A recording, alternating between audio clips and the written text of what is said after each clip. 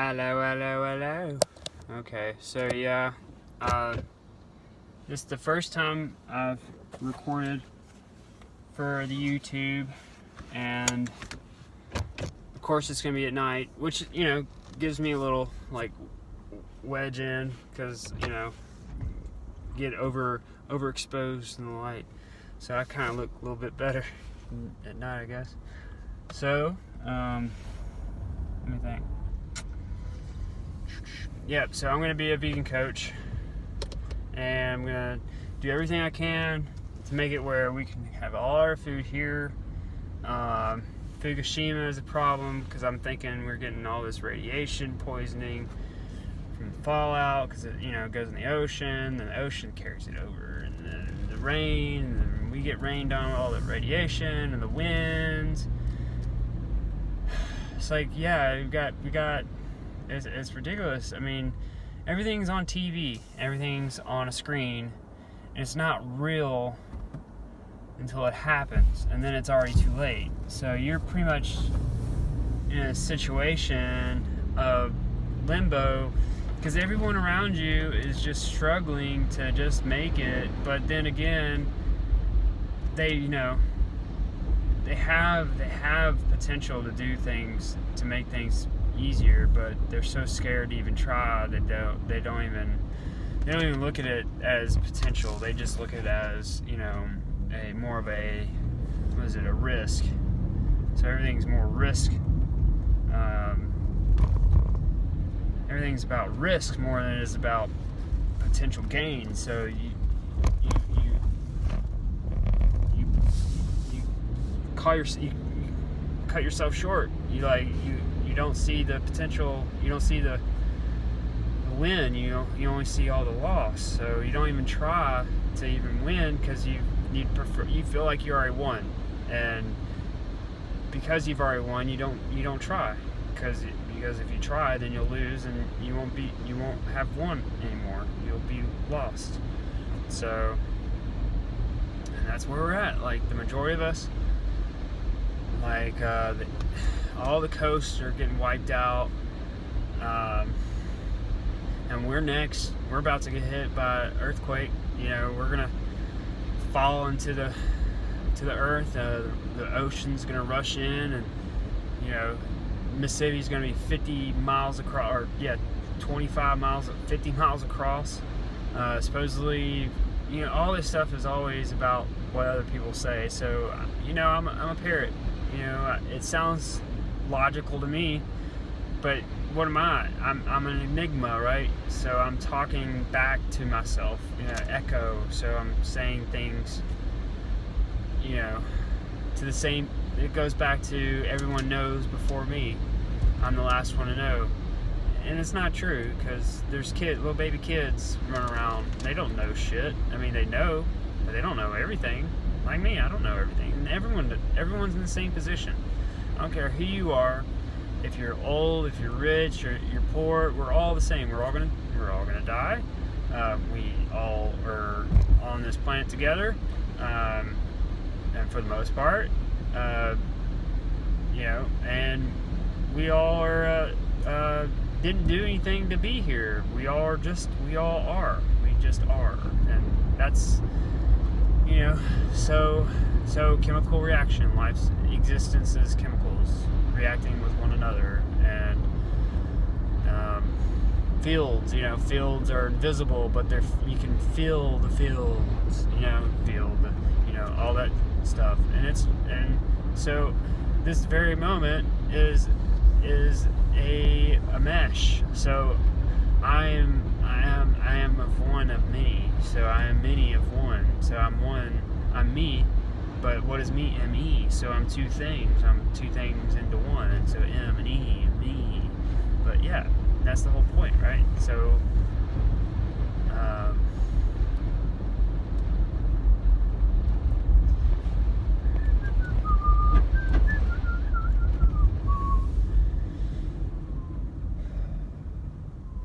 it's pretty cool to think that a guy can have surgery, get a heart transplant, And the very next thing you know, he speaks French, or now he can play the guitar. I have had dreams where I am playing guitar fluidly, just I can play guitar. That's really neat. And that's the thing. I really wish, because when I was growing up, I always kept to myself because I was always a little brother, so I didn't really have to, I didn't have to mind. I always had someone around me to keep me in line. So whenever I was, daydreaming, and I'm sure everybody's the same way. See, I had my foreskin taken, so I think that has a lot to do with it. I wasn't breastfed. I think that has a lot to do with it. My grandfather, my mom's stepdad, says that from his recollection, reality is basically like a clap, like a loud thunder, and we are just existence is a loud thunder, like a impact. Basically, how the dinosaurs went extinct and we had an ice age. So we were well aware and well managed, or we were a civilization, and this is in history. Like, all these things happen, and that's the whole thing. At the end of the day, we are in the universe, in the multiverse, in the galaxy, and we are all extraterrestrial.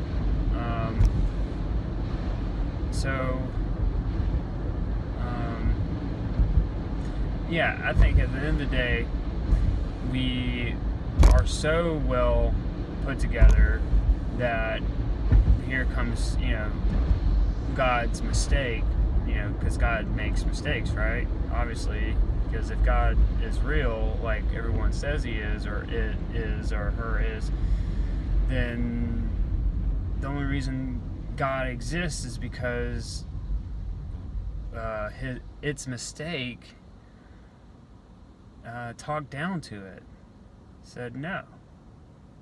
And being that it can't make mistakes, it's just a internal battle. God is internally dealing with the fact of the matter that it's perfect. And so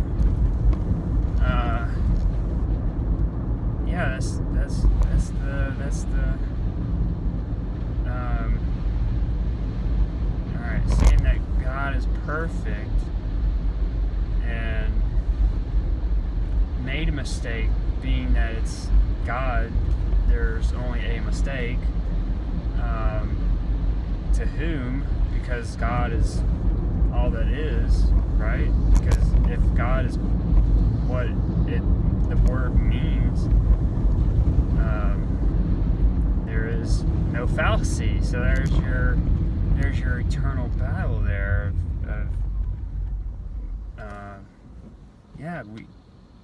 we are so complete that we have to separate from itself to relate. And that's where we're at. Like, we are on this planet. We are in 2018. We're alone in the universe. We have entertainment to tell us otherwise, but unofficially so. And it's your whole life is spoon-fed, and just like in the old times and they still do it today, like everything, you got people in Africa that are dying, eating mud, and then you got kings and queens that can't feed themselves what they want to eat, because if they do, then they throw a whirlwind.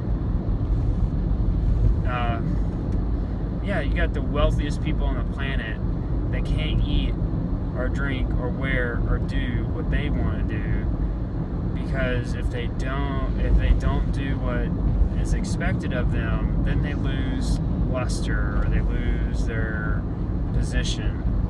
And it's the same with, us, like all of us. We all are in the same boat. Like no matter what position in the world you are, we all are playing these things that keep a form of sanity within the insane motion. So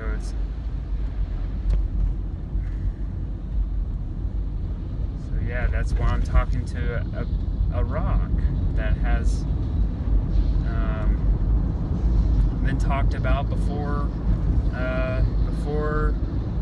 carriages, I would suspect. Like, I guess carriages were around then, talking to rocks. But yeah, man.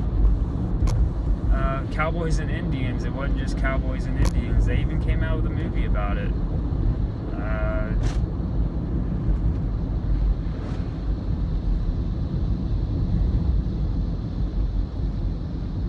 So I'm going to Whole Foods. I think I'm going to Whole Foods. I think I'm going to go to Whole Foods. And before they close at 10. I think I'm done doing Bite Squad for the night. I'm going to go to Whole Foods, buy some Eden beans. Eden does their cans without the EPA, or some kind of like coating that is supposedly unhealthy.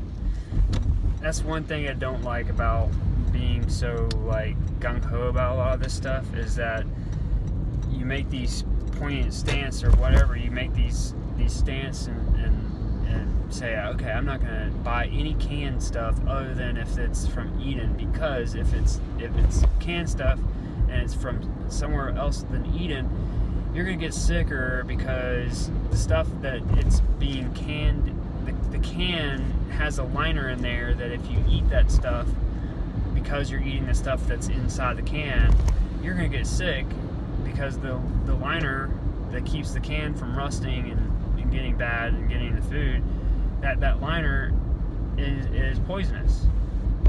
And Eden doesn't put that stuff in their cans. You only hear this stuff, doesn't mean it's true. I think they close at 9 on Sunday, which is a bummer. So yeah, no Whole Foods tonight. Hopefully Sprouts will be open, and I'll just get some milk. I guess I'll get a little chocolate too tonight. Chocolate candy bars. Some candy bars. So mushrooms, yeah, like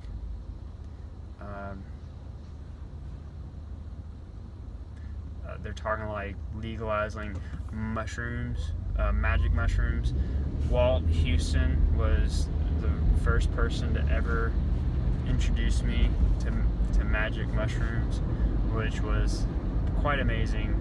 Like, I had a concussion from football, didn't realize I was out. I pretty much blacked out the entire trip of football, and I think that's like a big turning point.